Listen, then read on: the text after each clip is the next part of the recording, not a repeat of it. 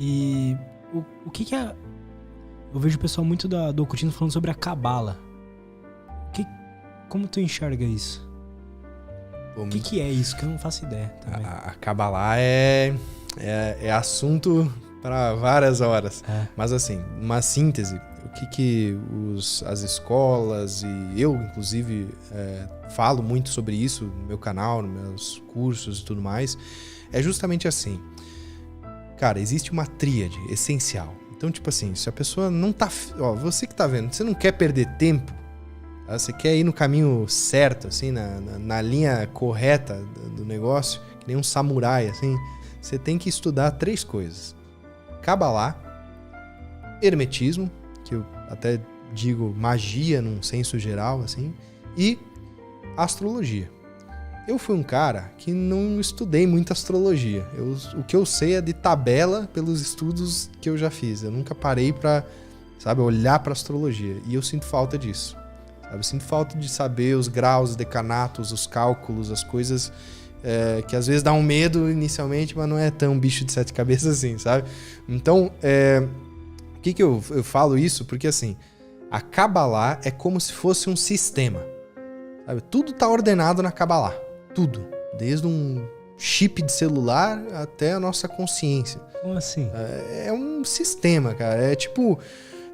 eles dizem a árvore da vida, né? Etzheim.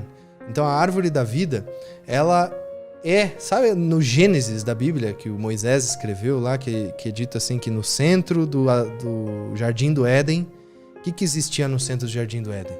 Existia a Etzheim e a Etzdaf. O que quer dizer isso? A árvore da vida e a árvore do conhecimento, daí do bem e do mal, eles põem, né?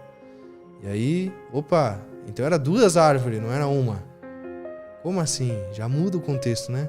E aí, o pessoal não fala muito, né, da árvore da vida. O pessoal fala, não, a Eva lá pegou o fruto da árvore do conhecimento, daí ele deu pro Adão, eles comeram e, né, ele caiu na terra, vamos dizer assim, né? Saiu do Jardim do Éden e veio pra cá, e daí tem todas essas questões da queda do Jardim do Éden, né?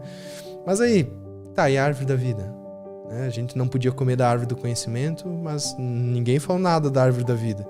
Então, tem essa questão que é o oculto do judaísmo. Então, a Kabbalah é o lado oculto do judaísmo, sabe? E os rabinos até brincam assim que para a pessoa começar a estudar Kabbalah, ela tem que ter pelo menos 40 anos, para ela já ser madura. Porque não é um estudo, tipo assim, pra curioso chegar e... vou ver qual que é disso aqui. Por quê? Porque, cara, a pessoa vai entender um nível superficial, mas ela não vai entender de fato, sabe? Aí é aquela coisa, vai ter as provas da vida e talvez ela se desvie e vai para outro caminho, entende? Entendo. Então, naturalmente, ele é um processo seletivo, assim, sabe? A pessoa entra, encontra algumas barreiras, se ela vai...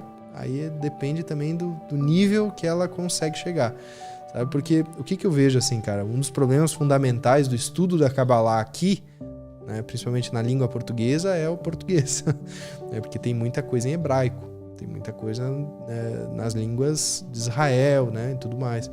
Só que para nós aqui chega muito material, não digo que deturpado, mas às vezes assim, né, uma tradução, cara, imagina, o hebraico é uma língua que não tem vogal, né?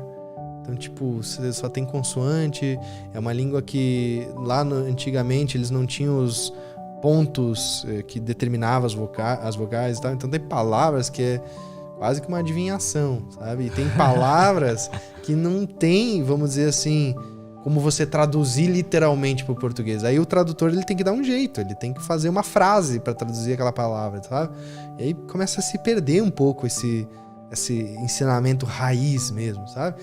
Então o estudo da Kabbalah ele é bem profundo, mas ele é essencial. Por quê?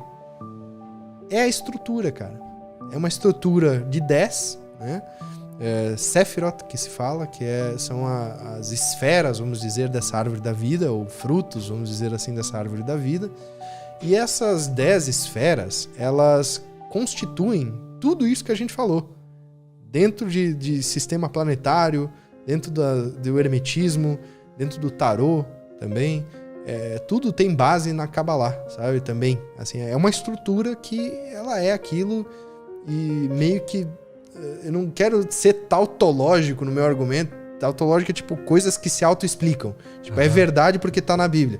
Sabe? Eu não quero que aconteça isso, mas a Kabbalah, ela é um sistema muito bem fechadinho que, cara, não tem muito pra onde você fugir. Você pode tentar fazer uma outra coisa e tal, mas tem gente que diz, não é 10, é 13 esferas e tudo mais, mas ele funciona, sabe? Ele é um sistema que funciona e categoriza muito bem as coisas pro nosso cérebro entender na cognição da razão mesmo aquilo que está sendo expressado, sabe?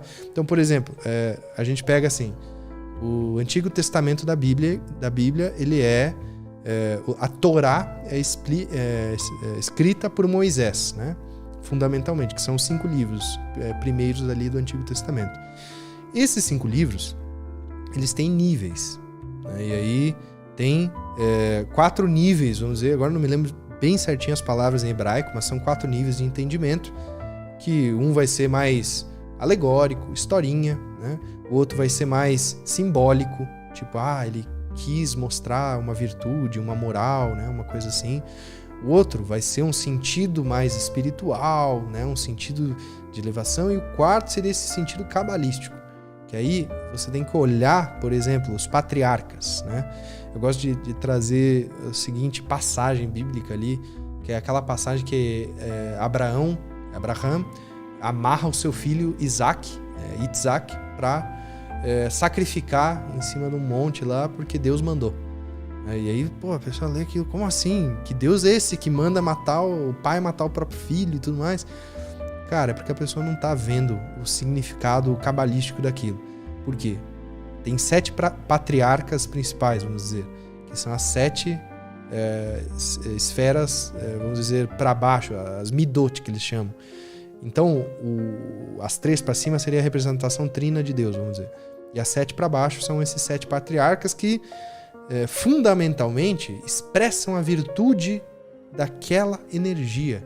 Então, Abraão, ele expressa a virtude de Hesed, que é a benevolência. Então, ele é o patriarca benevolente. Sabe? Ele tinha tenda lá com a sua esposa Sara, ele recebia todo mundo, né? Ensinava Kabbalah e, sabe? Ele era o cara benevolente, assim. Itzhak, que é o seu filho, ele era parceiro do Esaú, que é a representação do mal, vamos dizer. Sabe? Então, quem que é Itzhak? Ele é Kebura, que é o rigor. Então, ele precisa dessa amarração, a benevolência precisa amarrar o rigor na nossa vida, inclusive, para que a gente tenha essa disciplina, para que a gente tenha esse contato com aquilo que é mais divino e isso direcione os nossos esforços, sabe? Então, é Júpiter, que é esse Abraão, que é o grande pai, e Marte. Né? Marte vem de deuses da guerra também, de Roma, da Grécia, tudo tem a ver com Marte, né? E Júpiter é o paizão, né? Zeus, por exemplo, ou até em questões, por exemplo, Júpiter tem uma grande órbita gravitacional, ele é muito grande.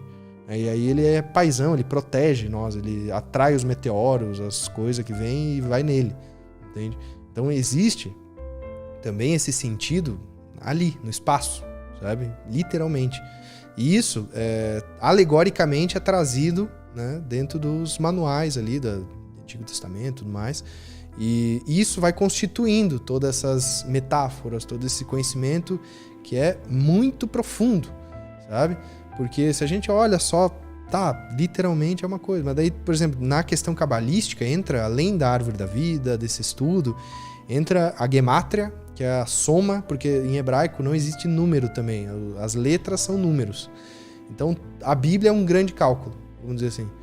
E aí você pode ficar somando as palavras, você pode fazer o chamado notaricon, que é a permutação, tipo assim, essa frase aqui deu, sei lá, 900. Aí você troca ou entra numa ressonância com a outra frase de outro livro lá na frente que também deu 900. Aí você compara as duas, tem um sentido, oculto ali nas duas, juntas. E aí tem todas essas questões que Também... Notaricon que eu tava falando, né, que é a permutação das letras. Tipo, você troca uma letra com a outra e forma outra palavra. Sabe? Então tem muita coisa que a gente nem desconfia às vezes, mas que é estudado, que é aprofundado, né? Principalmente se você gosta, por exemplo, dessas questões mais religiosas, eu acho super válido estudar, realmente tentar aprender hebraico. Não é tão difícil assim, o hebraico bíblico. E adentrar nesses estudos mesmo, porque é muito interessante, tem muitas revelações que não são comentadas por aí, que ninguém fica falando abertamente, até porque poucas pessoas sabem disso, sabe?